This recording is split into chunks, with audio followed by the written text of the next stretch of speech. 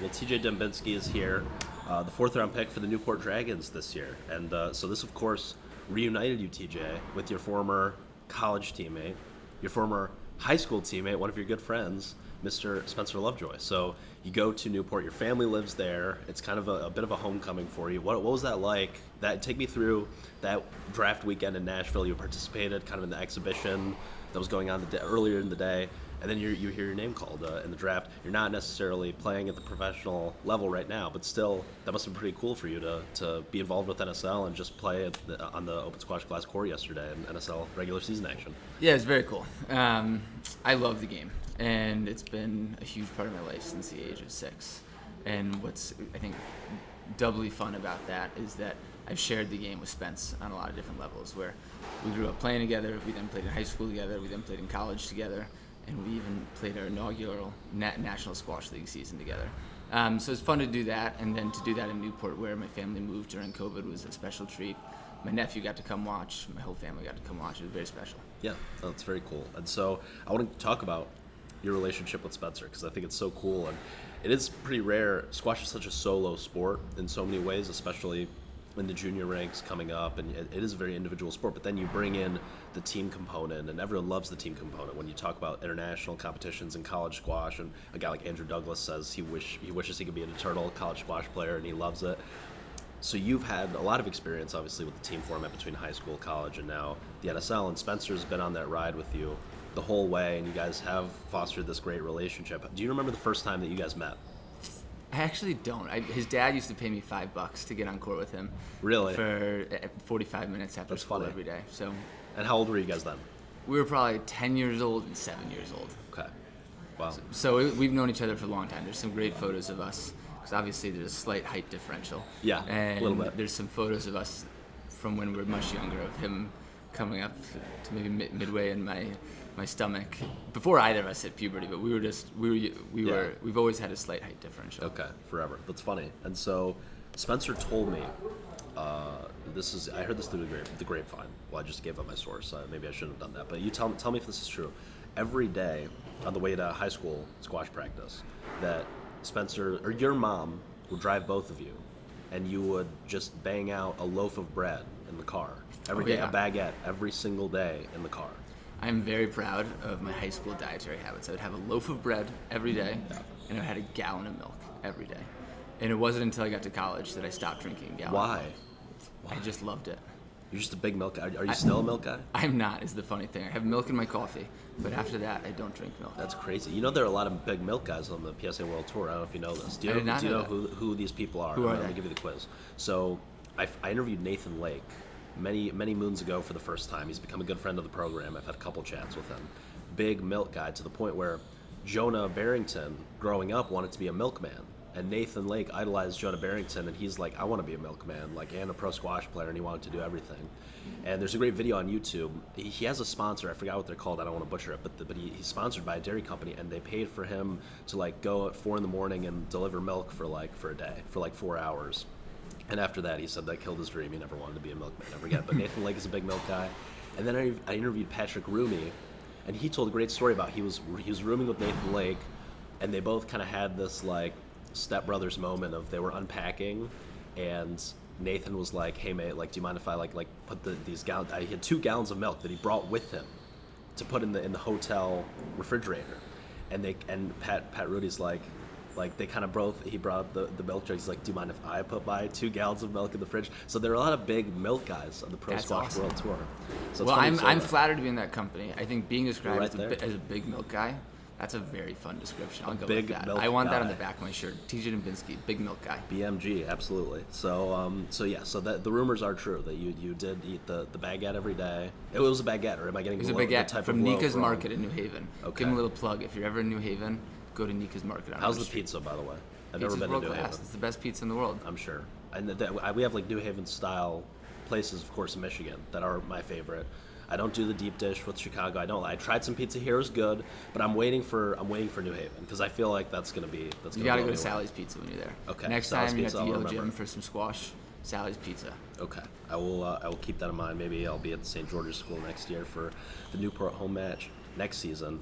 But your guys' season unfortunately comes to a close. I want to talk about kind of recapping like your experience with NSL a little bit at the end of our chat. But before we do that, I want to talk about your college career, because you did have this historic college career. You're a highly touted recruit coming out of high school. You're obviously from New Haven. Yeah. I grew up in New Haven. And I was very fortunate. There were not a lot of players around my age.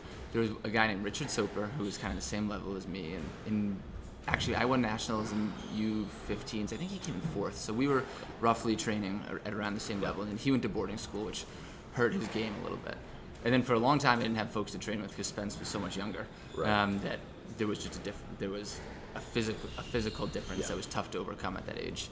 And so it was funny. I grew up in New Haven, and I would hang around the Yale courts and like try to pick up games with a player after they finished practice.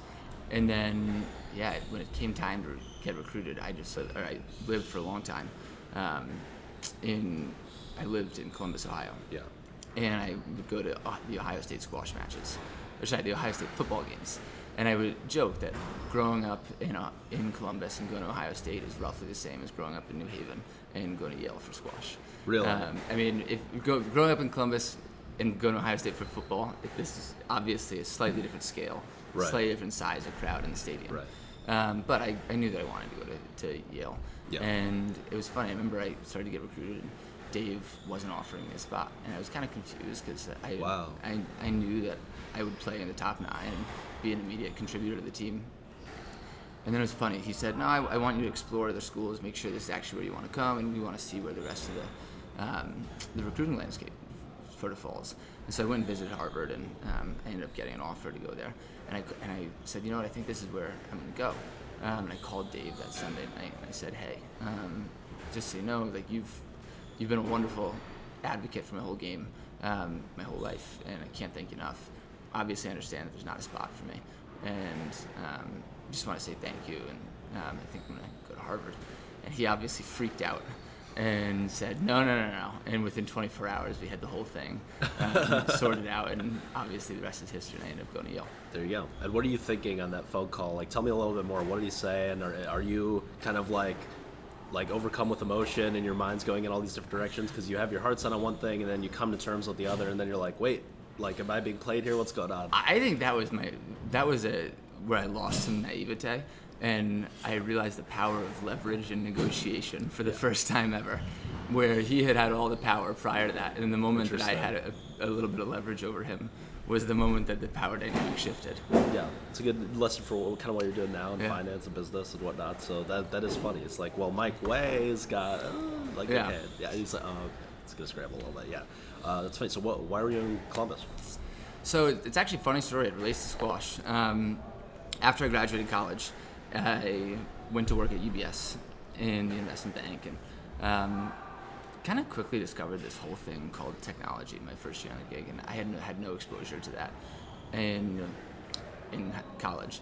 And I realized that it was sort of tied in with entrepreneurship, which frankly reminded me a whole lot of sports, where it's like you're competing. If no one is going to do it, no one else is going to do the work other than you, so you've got to do it. And you kind of have to prove yourself on a day-to-day basis. And I realized when I was sitting at the desk my first year after school that was kind of the world that I wanted to go be in, rather than in the more traditional financial career path. And so I basically started cold emailing the founder of venture-backed businesses that I thought were interesting, the founder of venture firms that were interesting. At around the same time, I run a fundraiser every year for Squash Haven. Okay. And I always organize the Yale alumni team. And we got a big donation one day from somebody, and it was from somebody that I had not contacted. I was like, who did this?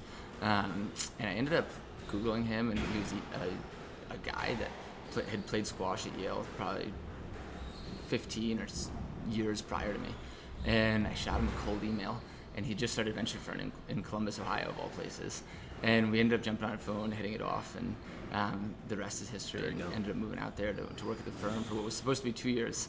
I stayed with the firm for 6 years, and it was just a wonderful ride, and Columbus was a wonderful place. Columbus, obviously the closest closest varsity squash team by hundreds and hundreds of miles to Columbus is, of course, the Denison Hughes Red, which of course we can do a whole podcast on Denison. I understand you. Is Denison the only varsity program in Ohio? Yeah, I mean in the Midwest, pretty much. I think. I don't know if there's. I'm trying to think. That's true. In terms of Michigan, Ohio, like. Yeah, that's true. Is Chapman? Chicago, I there's guess nothing. you might think, is Chapman in Pittsburgh? Yeah, Chatham is in Pittsburgh. Yeah, potentially. That's still quite a schlep. That's about a 6-hour, 7-hour bus ride. I mean, we were on the road for most of the year, so it's like, yeah, Philly's 6 hours. We went to St. Lawrence for the league championships. That's about 11 or 12 hours. So that was. Yeah, you guys are road warriors. We're road warriors. Yeah. So I hope you guys generally get in the night before your matches to let those legs loosen up. Yeah, typically, yeah, or even I'm trying to think. Even Philly, I think, it's 2 days. But no, yeah.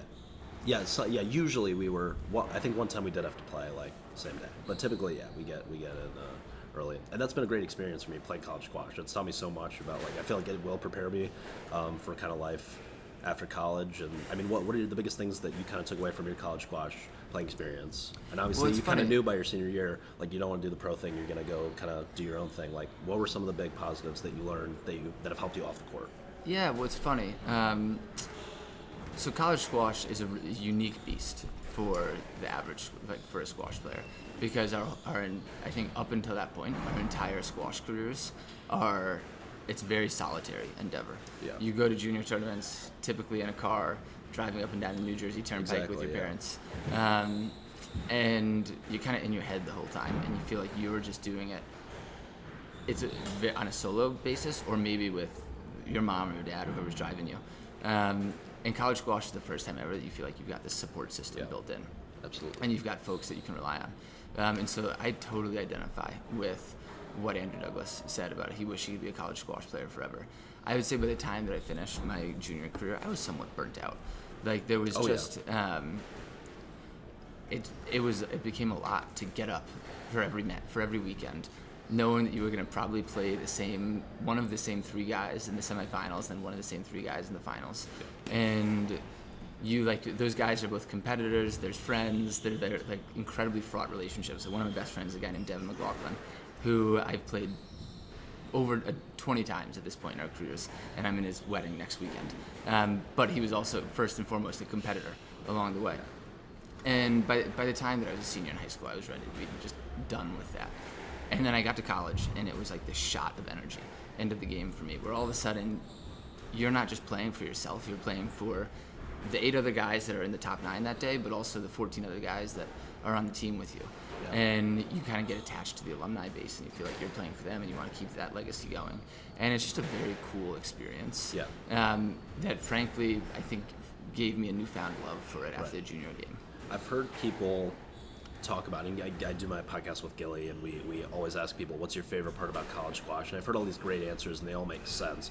I've never heard an answer that I resonated with as much as that one, because obviously I'm playing at a much lower level, but I felt the same thing.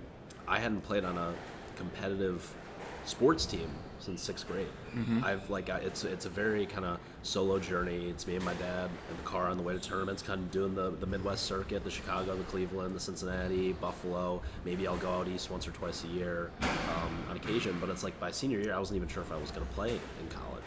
And then this season was by far my favorite squash season ever, not even close, no question. And now I love squash more than I ever have. Like I've played almost every day since I've been back, and it's like my coach back home is like, you gotta like slow down, you're gonna get burnt out. I'm like, I'm ready to go. Like it was a totally rejuvenating experience. That's what's so great kind of about the college game. It's and I think it teaches you to think about winning and losing in a slightly different way as well.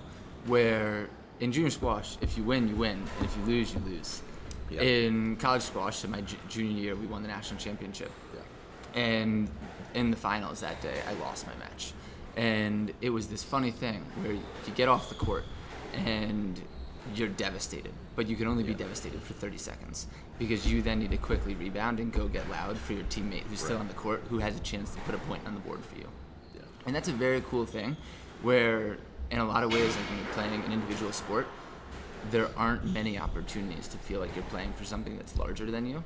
Yeah. College squash is an easy opportunity for that. Yeah, absolutely. On the flip side, what happens when maybe you win a big match, you get a career win, and then maybe your team comes up short? What's that feeling like? Because you probably feel a sense of pride for yourself, but then you're bummed out on behalf of the team. You kind of have to maybe not show as much excitement as you can, but I'm sure it's a kind of confused emotion. That's something I was kind of thinking about navigating this year. I talked to Sean Troy about it a little bit because he obviously played number one for Wesleyan for all those years, and I'm curious, what are your thoughts on that? I mean, you summed it up. It's bittersweet. At the end of the day, I think most folks would prefer to win the team match than their individual match. Yeah. Just because ultimately you're going for the national championship or the Ivy championship or whatever conference championship you're playing in. And if you're losing every match 8-1, that's a tough pill to swallow versus winning every match 5-4, but you might lose one or two along the way. Right. And so I think, you get happy when you have a big win, but most folks would prefer to have the team win versus the individual win.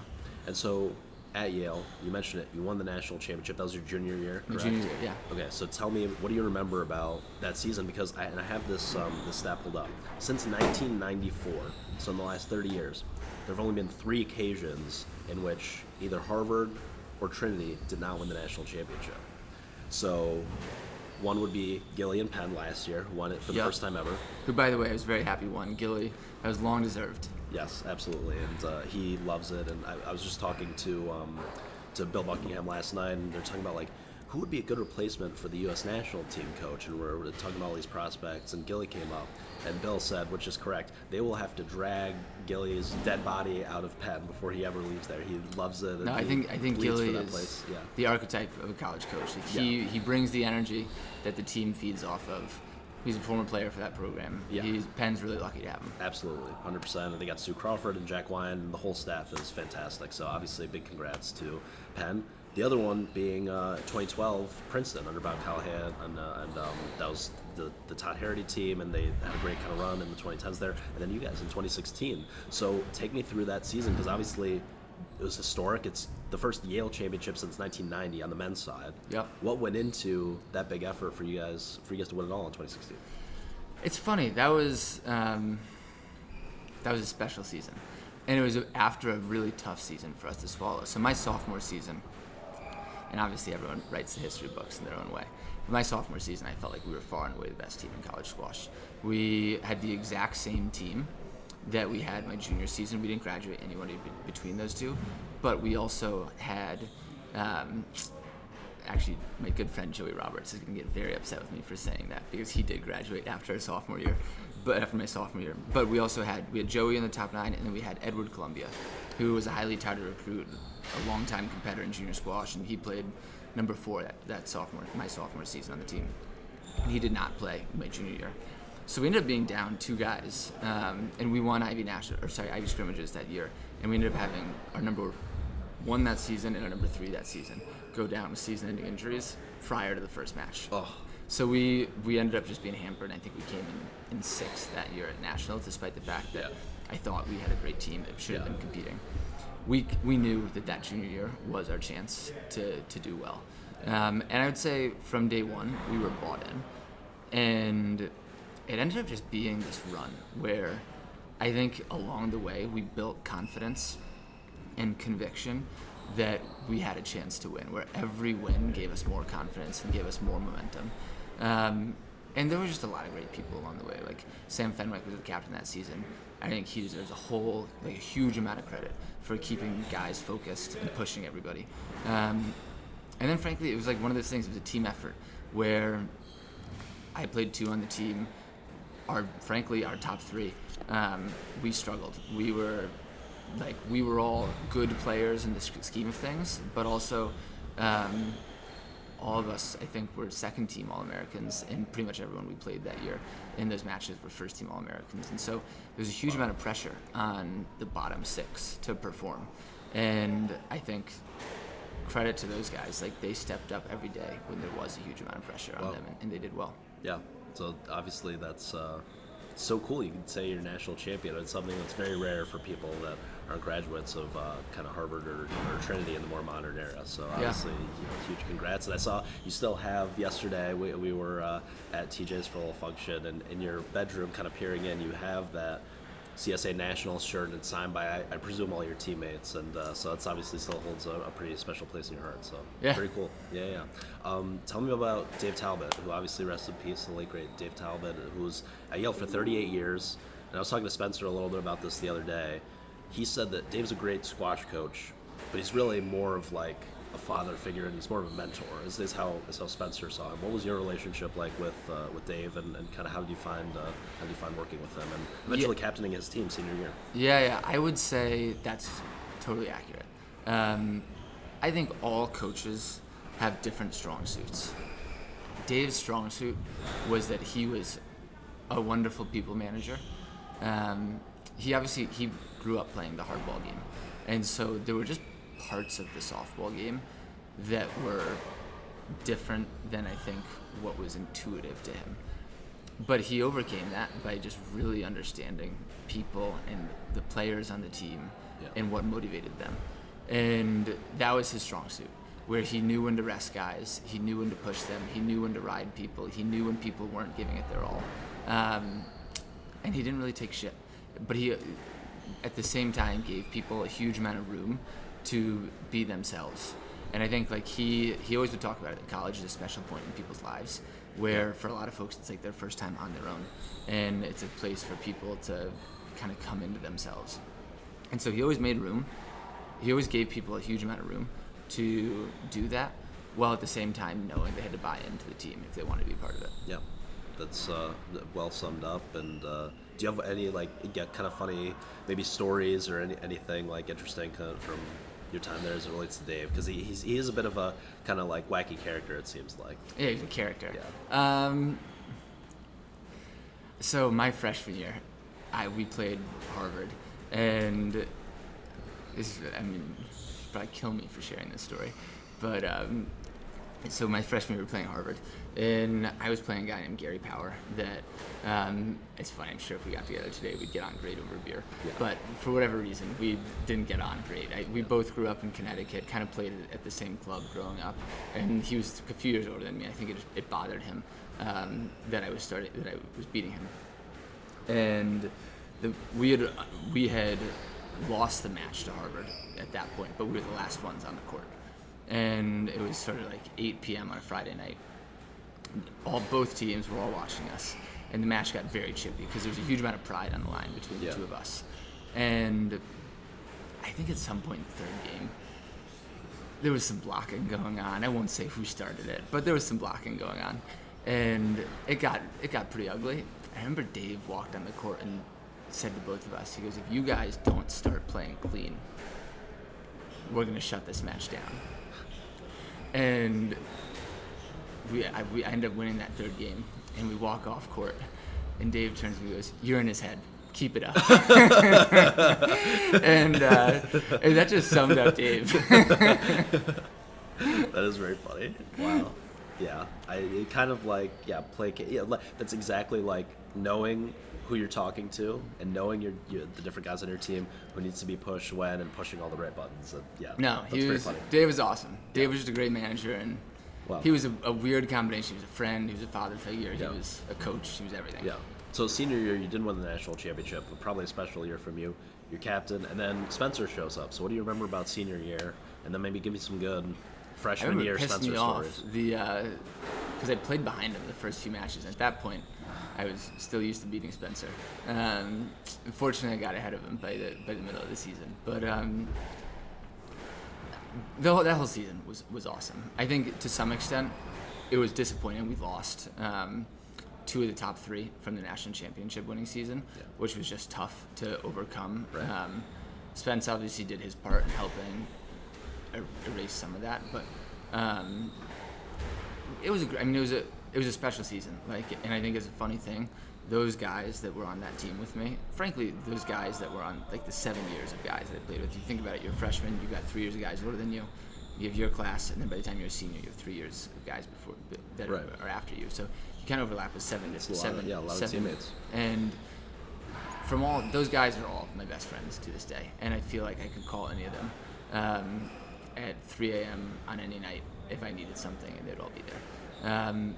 And I think my senior season, it became especially poignant, where I knew that sort of the college squash career was coming to an end, and I knew that I wasn't going to go play pro. And so it was a special year being on the court with all those guys. Yeah. And so when did you make up your mind that you're like, the pro thing is not going to be for me? I think I had a very sober analysis of my game, which was that I was a good college squash player because I would run around and stay on the court for as long as I needed to. Yeah. But at a certain level, that can only get you so far. Right. And I think I held some sort of aspirations of going pro for maybe a year or so afterwards, frankly, as an excuse to go see the world. Yeah. Ultimately, though, as I got nearer to graduation, as I was enjoying my senior spring, as one should, I realized I just wasn't putting in the training, and so there was a small part of me that was thinking about deferring my job for a year to go do that, and I just realized that I hadn't put in the work to do that in a way that I would feel proud of. Right. And I think that it was sort of funny, like, by the end of college squash, too, I was ready to move on to an extent. Yeah.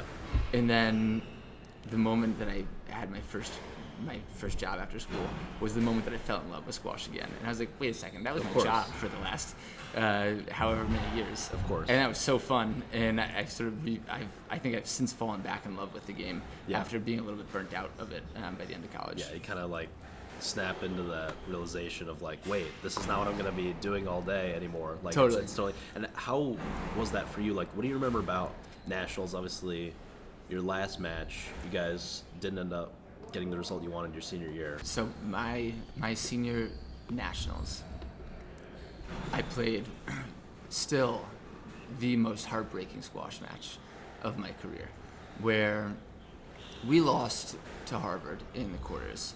And I think it's funny, most people but we were still up for the consolation bracket. I think it was a pride thing. We didn't want to go out not playing well. And we played Drexel in the first round of the 5-8. And we had a really long 5-4 match with them in the regular season that we lost. And in that last match, I played in the one slot, and I was playing Omar Alatmas, who I think he was like just our matchup was a great it was a microcosm of what college squash is, where I would describe myself as a very good hack. Like I can run around the court, I play in there, I like to think I'm a gritty player. But I compete with guys who are far more talented than me. And Omar Alatmas, I believe, is a former world junior champion. Okay. And he played number 1 for Drexel. And I put a lot of pressure on myself that match. I was the senior captain. It came down to me. It was 4-all. It was on the glass court at Harvard. And I was expected to lose. And it ended up going to the 5th. And it was 10-all, and then 11-all, and then 12-all, and eventually the match ended, and he'd won 19-17 in the 5th. And it was like a 2-hour match.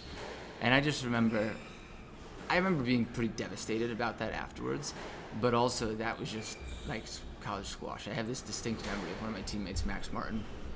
I looked out in the crowd at 15-all in the 5th game, and he is sitting in the stands with his arm around my mom. And I just remember thinking, like, college squash is very familial. And that is so cool. And it was it was a fun experience, and I wish it had broken the other way, but yeah, it was cool. Yeah, and Jack Wine always says that that's my favorite answer when kind of I've asked people, what do you love about college squash, or just sum up college squash in kind of a few sentences, is it's the only sport where you have the players, the referees, the fans, the parents, the coaches, everyone's all clumped together in this confined space. And they're yelling and screaming and pounding on the glass, but everyone's together. You don't find that in any other sport at any other level, which I think is just the There was a guy on our team who was from Boston, and his dad said, I've been to Game 7 NBA Finals, I've been to Game 7 of the Stanley Cup Finals, and I've been to the Super Bowl. And I've watched my Boston teams and all them. There is no sporting event that is as good as a 5-4 college squash match. Wow. And I think it's true. Like, no matter what your role is, whether you're a player, whether you're a spectator, whether you're the referee, whatever it is, you are all sitting on the court, and you feel like you're a part of it. And not to mention, the sport is, and I think it's what makes it so special, it's a small sport. And you kind of know everybody. Yeah. And like when you're lining up in college squash, at least, and there's the 9 other guys on the opposing wall, you have some story, like some shared history with them, and that's a cool thing. Yeah. No, absolutely. And it's just been like the coolest experience. I can't wait for next season. And obviously, you seemed like you lived it to the fullest. Did you follow it all like last year? I know you said you've kind of fallen back in love with squash. I know the streams can be a bit difficult to find, but do you typically try to watch like a lot of the Yale matches? We watched it. I actually have a funny memory. The Nashville NSL weekend earlier this year. There was Yale was playing Trinity in the semifinals, and Penn had just booked their spot for the finals. Yeah. And I was in a room with myself, Victor, and Yusuf. We were all watching. It was 4-all. It was one of those 4-all that matches that Yale ended up losing to Trinity 5-4. Yeah. And it was a 3-2 match in that night for the fifth match. And man, was that tough to watch. It brought me back. Brutal. I just felt my heart broke for the Yale player on the court. Yeah, Trinity always kind of squeaking by. They beat Drexel 5-4-2. The year before, they were the 6th seed. They somehow make the finals. They've always got that little edge or something that kind of pushes them over. That's funny. Are you watching much pro stuff right now? Or? I watch the highlights when they're on Twitter, but I don't watch it as religiously. So we're recording this before the British Open finals. So it's Ali versus Asal. This is the last big event of the year. We have the World Tour finals, but this is the big last platinum event. Do you have a pick, or do you have a lead? You know, my Yale blood makes me root against Ali. Okay, so fair enough. I'm rooting for Mustafa. Okay, Mustafa Asal with his first British Open. Lastly, as we kind of wrap up here, thank you for your time. We came in on a Sunday morning after the match. It's very generous, so thank you. Sum up your experience with the NSL, not just this season, but in general, because you've been there literally from the start, from that first beta exhibition match. I believe it was May of 2023, the first ever widely consumed NSL style match, and you've been on this kind of crazy ride the whole way. And it sounds like you had a chat with Fernando, who's the league commissioner next year, and you're going to be a little bit more involved next year, which sounds great potentially. Yeah, just tell me about your experience this year and what was it all like. I mean, to an extent, and I think it's why you're running a squash podcast. Like, most people who play this game fall in love with it to some degree, and I think the thing that, as somebody who loves squash, that breaks my heart is that not everybody can experience the sport, and there's a variety of reasons for that. What I love about the NSL is it's ambitious in the sense that it's changing it and it's looking to help more folks. It's looking to just increase visibility for it. Yeah. And frankly, like you saw last night, I wish we hadn't had our teeth kicked in so badly. But you watched the match last night, and it's consumable. It's fun. It's very easy to explain to somebody. It's just, hey, there's a time limit. Whoever has the most points at the end of that time wins the game. And it's more fun, more interactive. Yeah. And I just think that a lot of other sports have done a good job of adapting themselves to the social media age, and to just making it more consumable. And I appreciate that that's what's going on here. So I'm very optimistic about the future of the NSL. Who knows? What I've learned about all these things, and it relates to my career investing in early stage businesses. You never know all the twists and turns that these things are going to take. But when you've got folks at the helm that are excited by it and that know the product, which I think Fernando and Spence and Timmy, they've all done a wonderful job of, I think the league's in great hands, and I'm very optimistic about its future. All even out in the end, and you've got the right people kind of going about it in the right ways. TJ Dembinski, the national champion, the All-American, and the Newport Dragon. Thank you very much for your time. I appreciate it, TJ. No matter how hard you try,